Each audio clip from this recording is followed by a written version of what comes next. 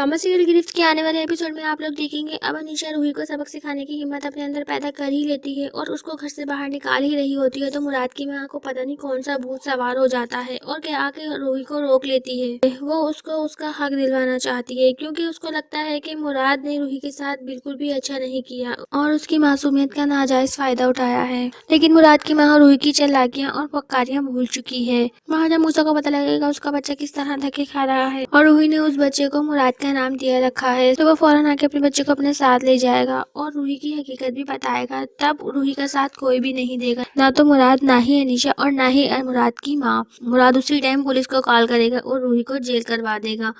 अब बाकी की जिंदगी रूही को जेल में ही गुजारनी होगी। तो दोस्तों आप सबको क्या लगता है, क्या रूही का हाल यही होना चाहिए था? कमेंट सेक्शन में हमें बताएं। अगर वीडियो अच्छी लगे तो वीडियो को लाइक करें, अगर चैनल पे नए हैं तो चैनल को सब्सक्राइब करना मत भूलिएगा, साथ ही बेल आइकन को भी प्रेस कर दीजिएगा ताकि हमारी हर नई आने वाली वीडियो का नोटिफिकेशन आप तक पहुंच सके। शुक्रिया।